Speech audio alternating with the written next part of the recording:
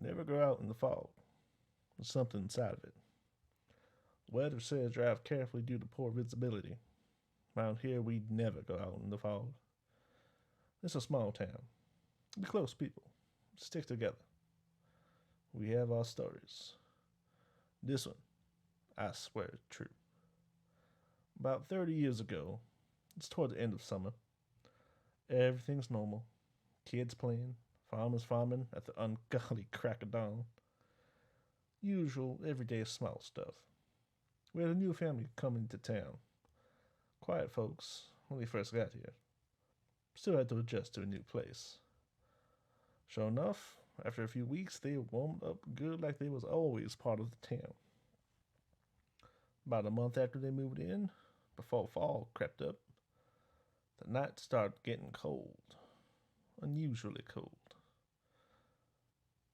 Weather said it was unusual, but would clear out with them high pressure systems moving in.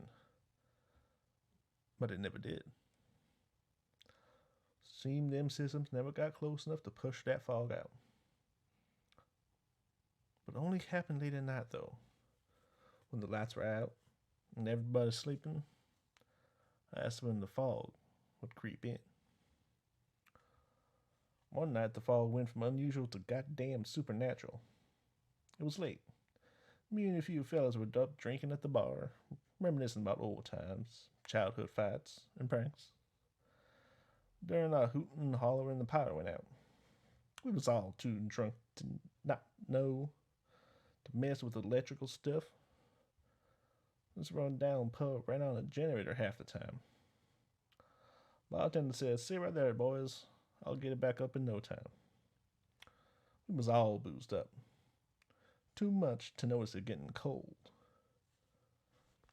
It had been a good bit since the bartender left when I looked towards the door. The fog had rolled in. I got up, stumbled towards the window in the door, and peeked through. Looked around for a bit, trying to find a hooch man, but I didn't see him. I tried looking into the fog just to see if I could see. I noticed something odd. The fog got darker and lighter. That there was things in the fog. Some shadows were small, some were outsized, some were as big as the Empire State Building. They're so goddamn huge.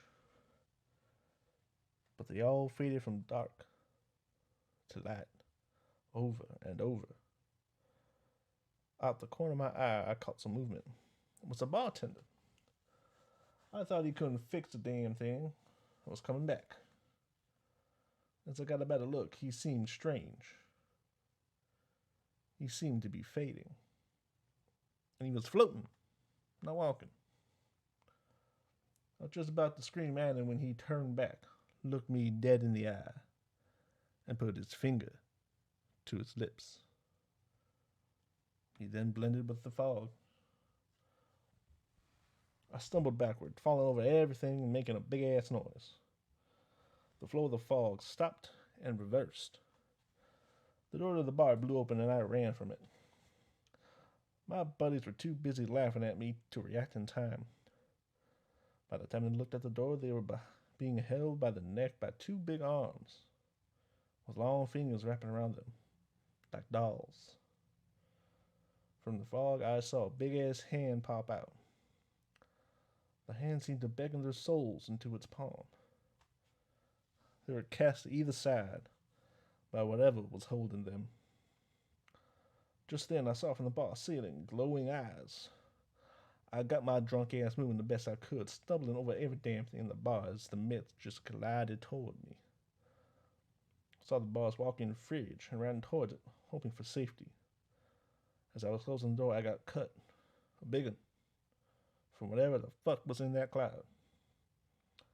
I shut the door and held it as hard as I could. It was about 5 minutes before I looked down at my arm. It did not bleed one bit. What I saw was a mark. A deep blue mark. I kept looking at it, but it faded away. I passed out. Must have been in there a bit, because when I poked my head out, it was daylight. The power had kicked back on at some point, because I was pouring some of the whiskey I craved after that night. When I left the walk-in, I saw the clothes of my two drinking buds. It was all that was left of them. Went outside around the corner to the generator and saw the same from the bartender. I told everyone I could, but no one believed me. I showed them the clothes of what was left of the poor bastards. They said we got too drunk.